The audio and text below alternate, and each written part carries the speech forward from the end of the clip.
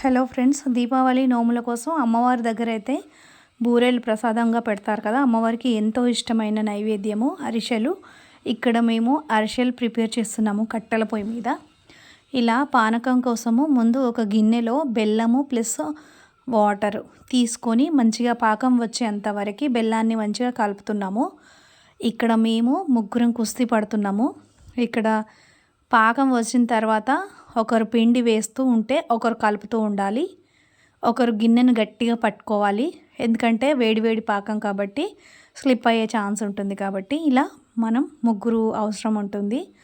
ఇంకా నేను చూస్తున్నాను ఎలా తీస్తున్నారు, పాకం ఎలా వస్తుంది, ఇంకా మనం అరిసెలు ఎలా ప్రిపేర్ చేయాలని. ఇక్కడ మా మామయ్య అయితే వంటలు చేస్తున్నాడు, మా అత్తమ్మ వాళ్ళైతే ఇంకా అల్లం ఎల్లిగడ్డ పొట్టు తీస్తున్నారు.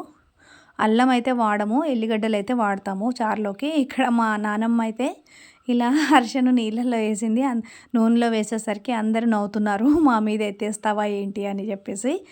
ఇంకా అరిసెలు అయితే నేను ఒత్తుతున్నాను. ఇలా మర్రి ఆకులు తీసుకొస్తారు, మా దగ్గర అయితే మర్రి ఆకుల మీదనే అరిసెలు ఒత్తి ఆయిల్లో వేస్తారనమాట. ఇలా అరిసెలు అయితే అమ్మవారికి అయితే ప్రిపేర్ చేస్తున్నాము.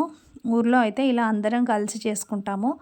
అలా చేసుకోవడం వల్ల చాలా సంతోషంగా అనిపిస్తుంది. అందరూ కలిసిమెలిసి పండుగ చేసుకుంటే ఆ పండుగ వాతావరణమే చాలా పాజిటివ్గా అనిపిస్తుంది కదా. సో ఇలా అరిసెల కోసం మేమైతే ప్రిపేర్ చేస్తున్నాము. మీరు పండగకి లక్ష్మీదేవికి ఇంకేమేమి నైవేద్యాలు పెడతారు? మేమైతే చారు, పచ్చి చింతపులుసు చారు పెడతాము, అరిసెలు పెడతాము, 5 రకాల వంటలు పెడతాము. Thank you for watching.